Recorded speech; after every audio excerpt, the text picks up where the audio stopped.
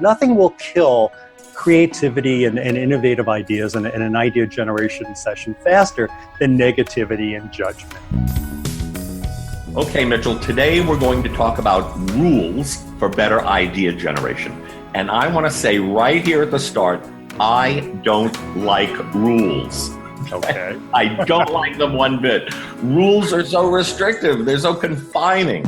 I know rules are necessary, so let's discuss it. But I just want you to know that. Now, last time we talked about some of the things that get in the way of idea generation, that make it more difficult, like our own self-doubt, our own self-criticism, fear of criticism by others, and being overly serious. All these things that can make it difficult or impossible to come up with good ideas. So how can rules possibly help us get past things like that? Well, I got to tell you, you're not alone, Keith. A lot of people have problems with rules. In fact, just the word rules really turns off a lot of people because they associate the word rules with being restricted, with being limited in some way, or being told what to do and not to do. But really, rules are kind of essential, especially in any kind of organized activity like a brainstorming session. Yeah. Because, when you think about it, things like sports and games and meetings and legal proceedings, even classrooms, or let's take extreme kickboxing death matches, right? They all have rules. So when it comes to brainstorming and generating ideas and coming up with ideas, some rules are very important. And, when it's time to generate rules, when you generate ideas, whether you're working by yourself or you're working with a group, nothing will kill creativity and innovative ideas and an idea generation session faster than negativity and judgment. And rules help really define what's in bounds and what's out of bounds when a group of people are coming together to generate ideas. Okay, I guess that all makes sense. So what are some of these rules for generating ideas? Okay, well, the first and one of the most important ones is to suspend all judgment while you're generating ideas, right? Because usually you have some kind of selection process sort of downstream in your process. So you don't really need to criticize or judge ideas while you're generating them. And in fact, if you're trying to generate ideas and judge ideas at the same time, it's going to be really, really unproductive. And a lot of people are sensitive to judgment, as we've talked about earlier. So, they'll just start to shut up and not share their ideas. So you really want to create a safe environment for sharing ideas. So you want to suspend all judgment while you're generating ideas. Okay. Next is that there's no such thing as a bad idea. Wait a minute. Come on, Mitchell. Of course there are bad ideas. Aren't there bad ideas? Well, there are ideas that may sound bad, right? But it doesn't mean they're necessarily bad ideas, because when you think about it, even the worst sounding ideas can have the seeds of a good idea or an interesting idea within it.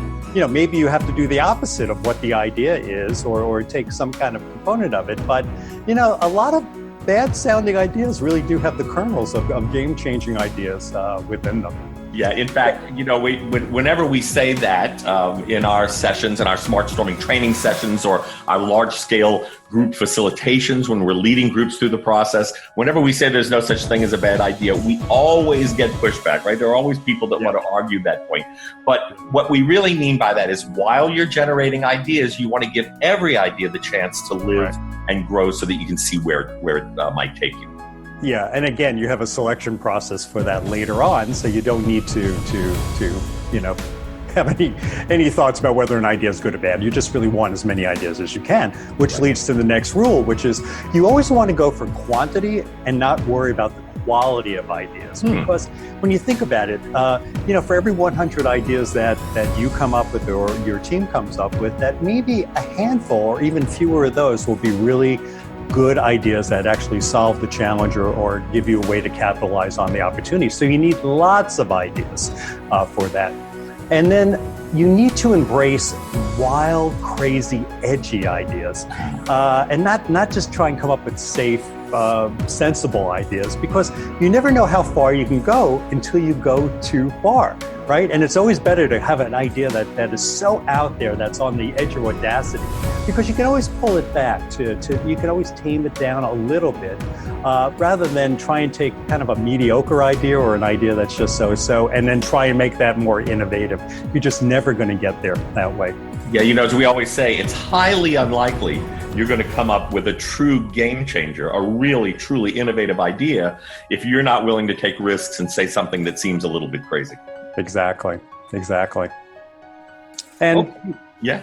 And the other thing to think about is when you're brainstorming in a group, there are some additional rules that you really want to keep in mind. Things like you want to build on one another's ideas, right? Because you may come up with a great idea, but somebody else may have another component that makes that idea even bigger and better. You really want to kind of capitalize on the phenomenon of creative genius that can occur when a bunch of people focus their attention on a problem. Because everybody comes from a slightly different perspective and could add something really interesting and unique into the ideation process. And that's really the value and the power of working with a group, right?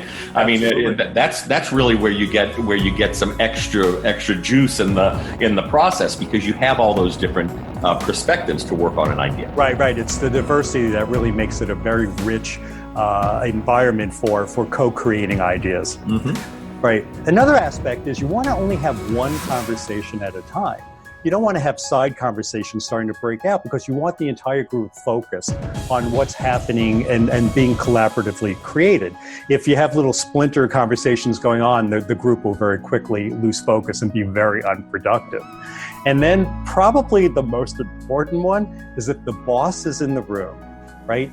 You want to make sure that the boss speaks last. The boss speaks last. That's my favorite rule. That's usually everybody's favorite rule, except sometimes the boss.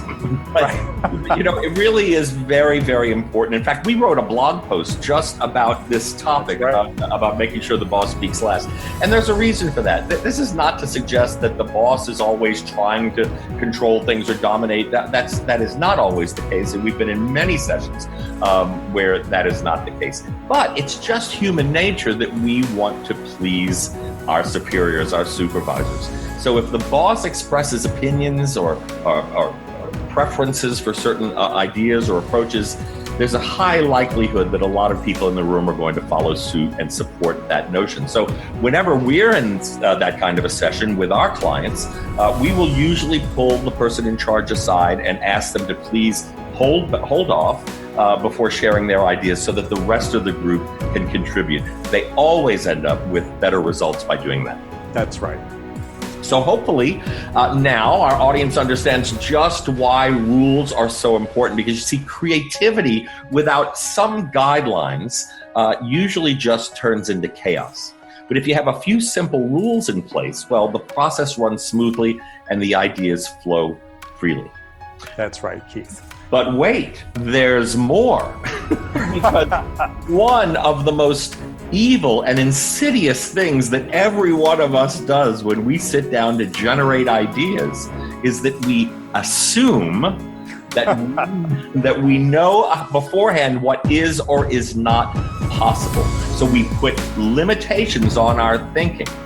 Next time, we're going to talk about how you can question your pre-existing beliefs and assumptions so that you're able to see far more innovative possibilities. Until then, remember to think more innovatively.